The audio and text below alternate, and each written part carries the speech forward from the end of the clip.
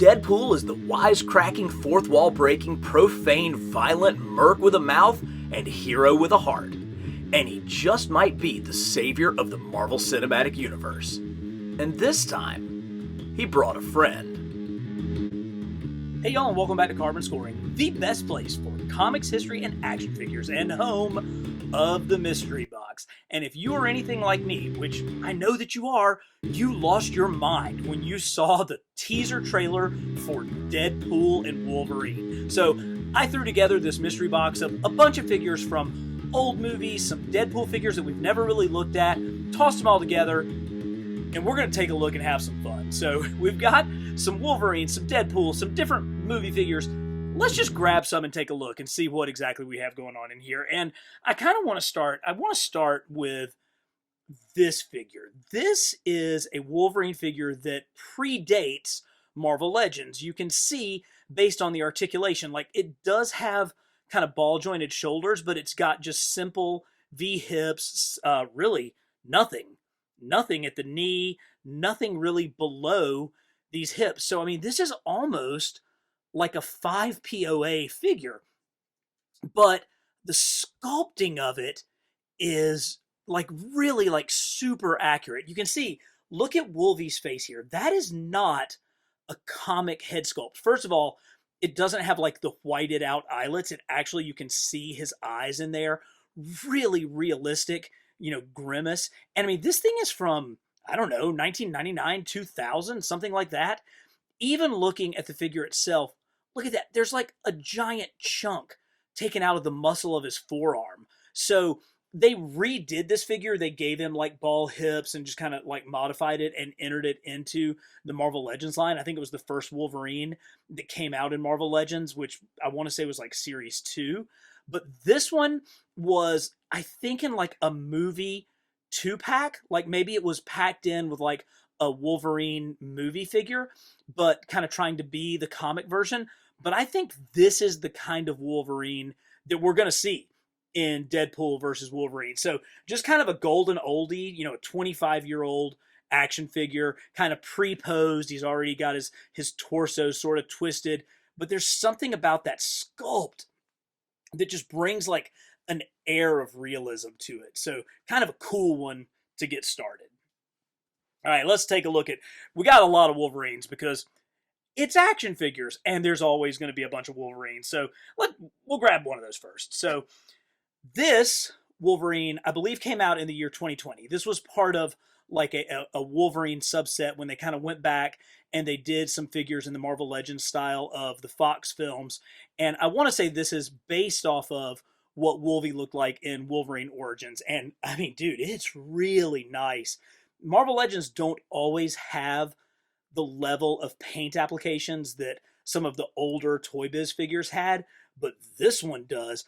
Look at that stone-washed look on those jeans. Look at the detail on his belt buckle and the fact that he actually has like a plaid shirt. Plus this jacket has all these different paint apps to make it look super worn in. Now, one thing that Marvel Legends really has done is crush it with head sculpts, and particularly since they've started using the face printing technology. And I believe this one in 2000 did have that, but I mean, that is just spot on Hugh Jackman.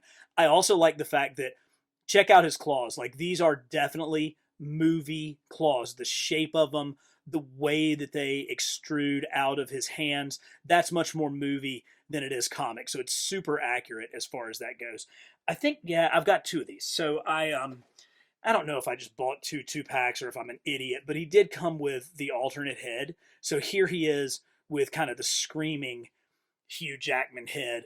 Oh, again, super nice. And I wish we got more of these kind of emotive faces in our Marvel Legends. Marvel Legends over the last few years, don't get me wrong, they're great, but they've been a little generic as far as the facial sculpts come. Sometimes I really want to see like a screaming figure. I want to see my Wolverine like really, really getting after it. So that's what this one gives us. But you got to compare. This is 2020. This would be the year 2000. I mean, I don't know if you guys can tell the difference. I think I can. I think I can see a little bit of a difference from an X-Men 1 movie figure and a now kind of more modern movie figure. So let's look at this Wolverine. Let's have some fun with this guy. So this is, again, this figure predates Marvel Legends. So the first X-Men movie came out in 2000, and Toy Biz put on a huge blitz. I mean, they produced a ton of content. They had play sets. They had like the Statue of Liberty play set, but of course they came correct with action figures. And these are action figures that are aimed at kids, right? So they've all got play features. This one, I'm trying to think of how you get his arms, but you know, his arms like attack. You can see he's got like his claw slashing action, but that's not all. If you're careful, you can push his claws back up into his hands, and maybe they'll pop out. Yes, when you pull his hands back, boom, the claws come out. So let's do that again, just because it's super fun. So you've got him. Oh, come on, chill out, Logan. Let's get you into place here. So you get his claws back, and then ready. And look, they're kind of dumpy. I mean, they barely extend past his fingers. And this is an example of not face printing technology. That's just good old fashioned sculpting. And it's interesting because they did multiple Wolvies in this line at this time, some of them with significantly better head sculpts than this one. It does kind of make me wonder, though. Let's see if we can find one. I want to say this is X-Men 1. So here's kind of the classic X-Men Wolverine in his suit. Now, he has a play feature too. You twist his body and he's going to come at you with those claws. Pretty sweet. These don't move. They're they're bent because they've been in a box, but they're permanently out. That's a much more accurate Hugh Jackman head sculpt than what we saw on this one. You know, very, very big difference in the quality of the head sculpt. I do wonder, you know, they had to start working on these figures significantly in advance of the film.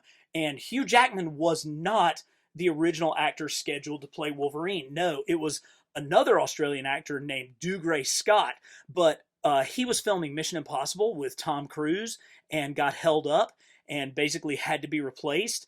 And they brought in Hugh Jackman. And I mean, the rest is history, because now you guys don't know who Dougray Scott is. But Hugh Jackman is one of the biggest actors in the world, and he deserves it because he's able to bring all the different parts of Wolverine to the silver screen. The humor, the action, the ferocity. He's obviously been great about training his body so that he could stay in shape to play the role. I mean, I'm sure that Dougray Scott would have done well. He would have done well. But for now, almost 2 generations of fans, Hugh Jackman is Wolverine. And when you see him here, still just a little bit of a difference. Just a tiny difference from 2000 to 2020. Pretty strong. Pretty strong. Let's look at somebody else. You know what? He's right there. Let's take a look at our main guy, Deadpool. So this is another 2020 figure. This is the Deadpool that came in the 2-pack with Negasonic Teenage Warhead. And this is gorgeous. You know, they stayed so true to the comic interpretation. I mean, this is very, very much what Rob Liefeld drew when he first created Deadpool in the pages of New Mutants. Wasn't it New Mutants 98? Wasn't that his first appearance? And then as New Mutants became X-Force, that's really when Deadpool took off. And as Liefeld as it is, it does have just that little touch of Ed McGuinness. You know, Ed McGuinness, when he was drawing Deadpool, he made the mask fit just slightly loose in the back, so it bunches up back here at the back. So what this figure does is a perfect combination of Liefeld and McGuinness. And I love it. I mean, I absolutely love it. I love the colors. I love the tech armor. But I love the fact that they took something that really shouldn't work on a movie screen, that is such a comic look, and they made it work. And sure, I think that, you know, Deadpool's irreverence probably helped with that, but we're going to see figures in a little while that show that comics don't always translate to the silver screen, but this one certainly did. Gorgeous figure, tons of accessories, multiple swords, multiple guns, multiple holsters. They did remake this figure in for Deadpool 2 with like Ash, like a really ashed out from kind of the final battle scene at the end. That figure was an Amazon exclusive and I somehow missed it. And I went back and looked at it before thinking about doing this box, and it's like $100. So because it's not really a unique figure, it's more of just a repaint.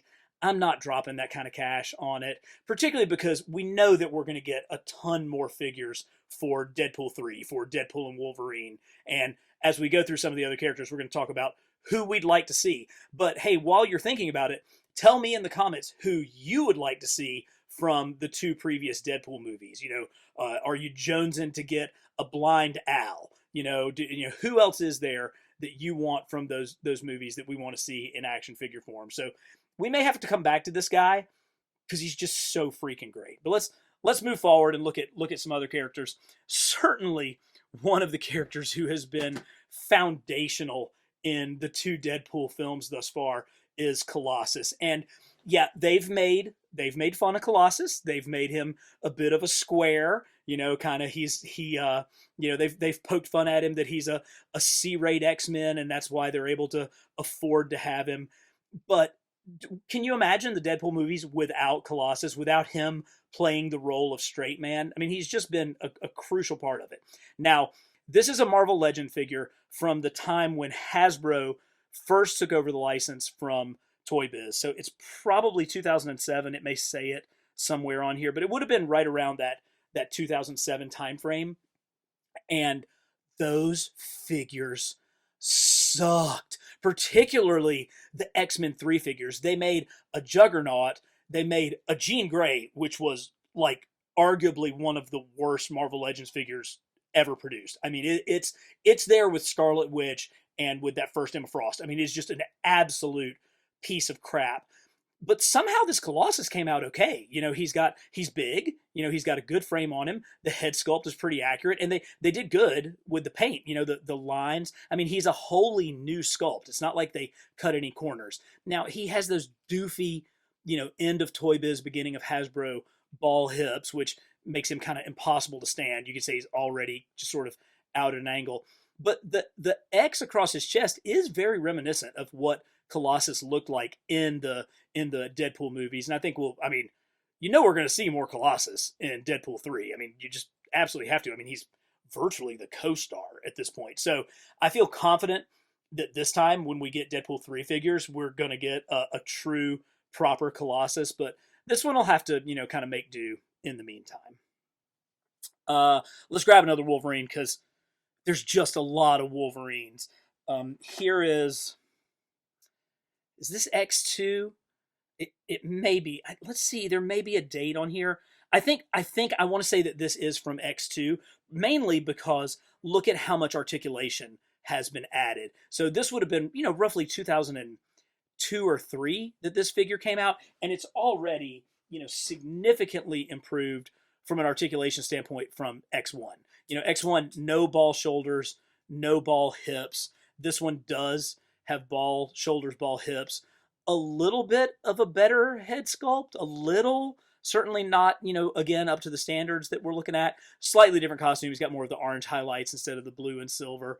But and this one is definitely in the 6-inch form. I want to say he's maybe a little bit taller if you hold them together. Yeah, he's maybe 5.5 inches. This one's more 6 inches. So this one's going to fit in better with your Marvel Legends, which that toy line was up and running at this point. So it makes sense that he would fit in. This looks to be, I think this is another first X-Men movie figure. Actually, that might be the best head sculpt of the first X figures. He's got some knee. He's got a little bit of bend at the ankle. He does actually have ball shoulders. Wow, this plastic's really soft. I wish you guys could feel this. Certainly soft right there, but that's not bad. Certainly not bad. These looks defined an era for X-Men. It was kind of a joke. I mean, they made a joke of it in the film when, Wolverine first looks at the costumes and Cyclops is like, well, what did you expect? Yellow spandex? But that look then translated into the comics because At that point, the X-Men basically got kind of rebooted. They had sort of a soft reboot. They brought in Grant Morrison to write X-Men, and he came with his frequent partner, Frank Quietly, on the art.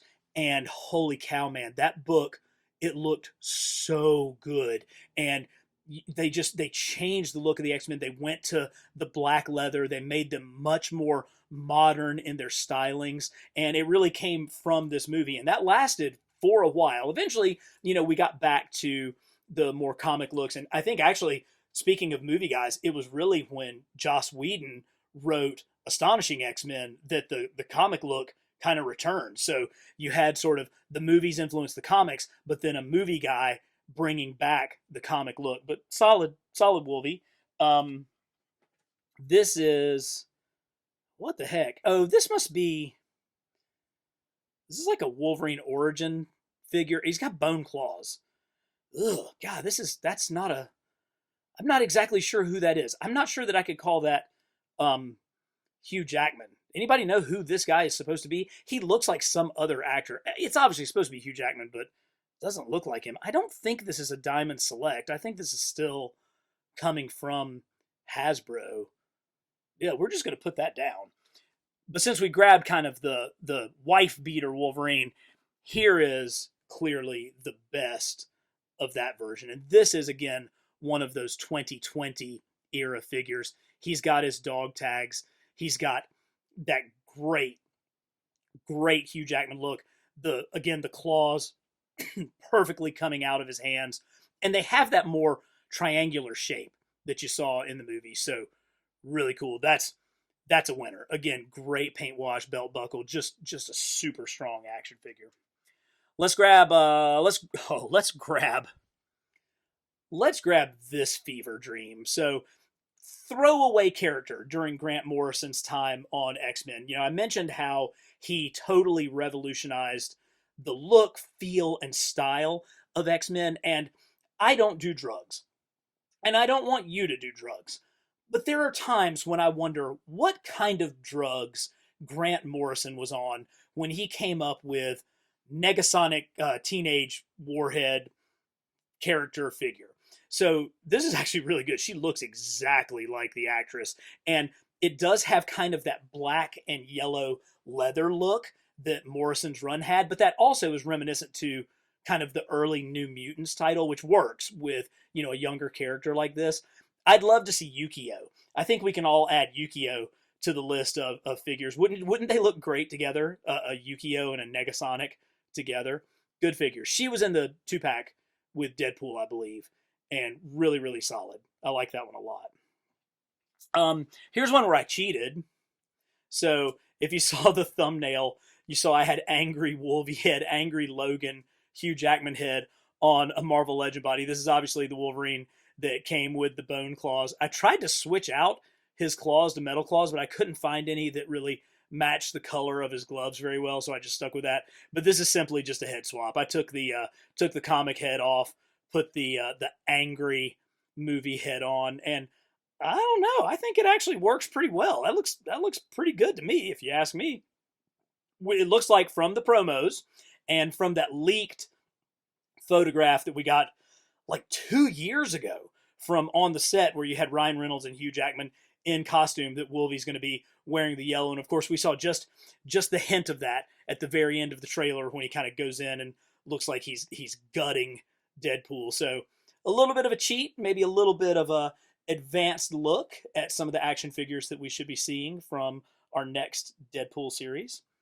Let's take a look at another of the co-stars of Deadpool 2, and that is Domino. Now, my recollection of Domino in the comics was that she was just like angry and just kind of a mercenary and like friends with Cable and just kind of grumpy all the time.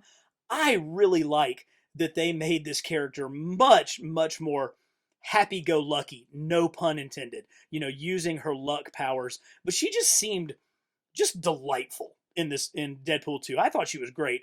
And boy, Marvel, Hasbro, they spare no expense with these movie figures. I mean, you're not going to be able to utilize any of this for any other figure. I mean, this is, not only is it a totally unique and gorgeous head sculpt, but I mean, you can't get these parts and use them anywhere else. So they must sell a ton of movie figures. I'm much more of a comic figures guy, but they're obviously selling a ton of movie figures for them to utilize so many new parts for each of these. Now, if I'm going to complain, oh, and I don't have it in the box, she did come with an alternate head that looks exactly like this head. Like, it's like this one has like no smile, and the other one has like a half smile. And that is always like, come on, what are you doing? If you're going to sculpt a new head and make, do all of the effort to do that, make the facial expressions markedly different. We've seen that a couple of times where we get just very subtle alterations of the facial sculpt. Nah, man, come on. If we're getting two heads, make them two completely different heads. So that's my 2 cents on that. All right, Patrick Stewart, Professor X. I think he came in like a 2-pack with Magneto. And I think what was cool about this Professor X is you could either do the Patrick Stewart head or you could do the James McAvoy head. And I think he was in a 2-pack with Magneto that came with the Ian McKellen head or the, just forgive me, the other guy head, the dude who was so freaking awesome in Inglourious Bastards. But great classic wheelchair, old school wheelchair, not the hover chair. He fits in it perfectly. Ooh, I might have to use that for some of my other Professor X's because that's just really good. Now, if you've watched my video on the figures from X-Men 1, you know that original Professor X figure from ToyBiz's first line, actually the legs were loose. They didn't work, which just makes me laugh. That they gave us a freaking paralyzed action figure. This one has normal joints. Like if he needed to stand up, he's just the classic Marvel Legends suited body, but with Jean-Luc Picard, absolute perfection of a head sculpt. So nice. So nice. Oh, here's another old one.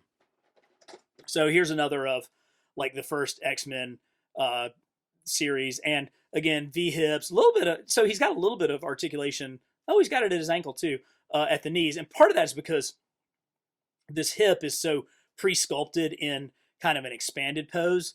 But nah, baby, this is a toy. Here's the little thing. Wait a minute, let me get him. Oh, listen to that. We got some clicky sounds. Let's go. Woo, yeah. I'm the best there is at what I do, and what I do is swing my arms around really crazy. Yeah, Wolverine, love it. I mean, just so stupid. Those mutton chops coming all the way down. Oh, it's great. Old toys, old ToyBiz toys are just so good because they really tried. They really tried to make toys that adult collectors would dig in a time when adult collectors weren't buying nearly as many toys, but they're still fun as hell for kids. And I mean, and that's what this thing is. I mean, that's, if you're a kid and you're coming at, there's a Sabretooth from the movie and you're just like, whap, coming at him. Oh, it's great. I love it. Oh, are you 1 or 2? You may still be 1. How many Wolverine figures did they make from that very first series? Let's see. We might be able to catch a date on this.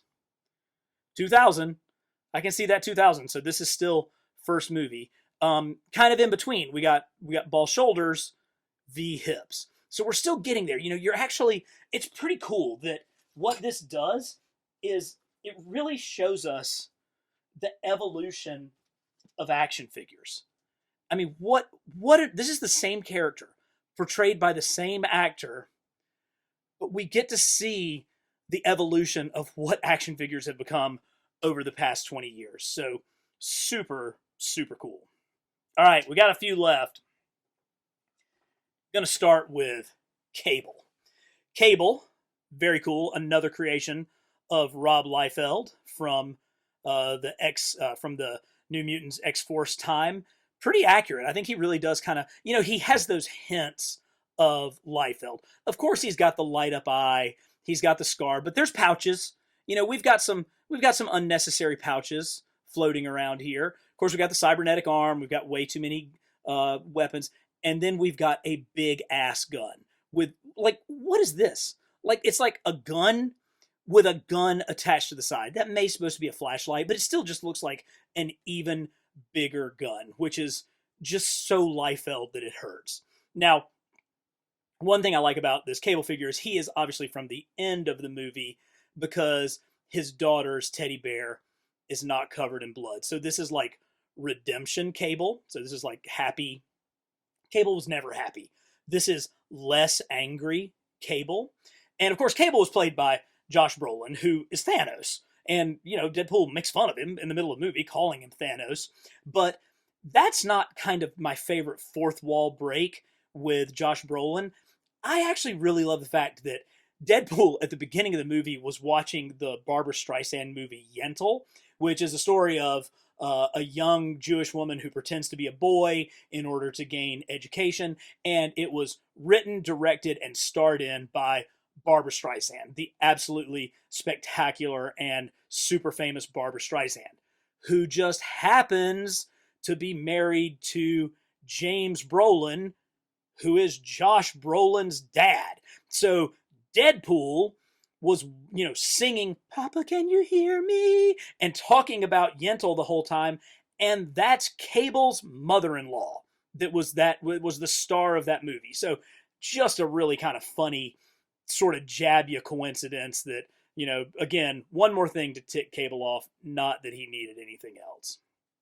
We're down to the final two figures in our box, and they're the same guy. Yes, I found this. I was rummaging through some stuff, and I found a broken old Green Lantern figure. And I actually think this might be like a Walmart exclusive or something, because it's like the maskless Ryan Reynolds Green Lantern. Why did this movie suck so bad? And it did. It was terrible. But at the time, in the comics, Green Lantern was as good a book as anything being published. It was written by Jeff Johns. It had incredible artists on it. He had just come off of Blackest Night. And Jeff Johns, excuse me, was a producer on the film. And I remember being in the car driving to Heroes Con in Charlotte that summer. And me and my buddies that were driving up there, Mitch and Sam, we were arguing about what movie was going to be the best superhero movie that summer, because this is like when things were really happening. It was like, I think First Avenger was coming out, Green Lantern was coming out. And I mean, I put my foot down. I said, without a doubt, 100%, Green Lantern is going to be the superhero movie of the summer, because you've got great casting. You have Jeff Johns, who knows the character, who's, in charge of production. And buddy, was I wrong. Now, I got an entire box full of Green Lantern movie figures, because I was all in on that stuff. And, they all came out before the movie, and I purchased every single one of them. If you guys would like to have the horror of going through a Green Lantern movie box, just let me know. We can make that happen. But here he is in all his hideousness, Ryan Reynolds as Green Lantern. Of course, he got kind of retconned during the post-credit scene of Deadpool 2, but I found this the other day, broken, and I'm like, nah, we got to talk about this. We absolutely have to talk about this. Last one, save the best for last, and it is, of course, the Bandai. This is, I believe, the Bandai Deadpool from Deadpool 2. So good. He's a little bit smaller. Those import figures tend to be just slightly smaller, but he just has buttery articulation. You can do so much with this figure. He came with a ton of accessories, which are in a Ziploc bag. I think I just forgot to throw them in the box. But of course, he's got his katana blades. He's got multiple guns. He has a ton of hands. And I just happen to have the heart hands on him from making the thumbnail for this video. So good. You can actually, if you pop his head off, you can actually use the little device that came with the figure, and you can switch. It's like the opening scene of Deadpool 2. And you can switch the eyepieces out. Truthfully, much like Domino, they're not that different. Like, one is slightly squinting, but they're not different enough to really make the effort worthwhile going through switching them all out. But this is a good figure. And hopefully we'll get some more import figures for Deadpool and Wolverine. Hopefully. Okay, that's getting to be annoying. Let's see. Let's get this. You got to be careful with these things. These are. Let's see. There's a slot that goes right there. Now I felt it snap. Okay. Not going anywhere. Perfect. The import figures, hopefully we'll get a Wolverine. Hopefully we'll get more characters than just Deadpool from the imports, because they're just so good. And hey, fun fact, Deadpool and Wolverine premieres on July 26th, and I will be at San Diego Comic-Con at that time. I just found out I got a press pass, so you guys are going to get daily content from me from San Diego, and it's pretty likely I'm going to end up going to see a premiere of Deadpool with hopefully some of your other favorite toy YouTuber friends, so something to look forward to. But in the meantime, thanks for watching. Fun box, fun movie, fun characters, and as always, for the best in comics history and action figures, subscribe to Carbon Scoring.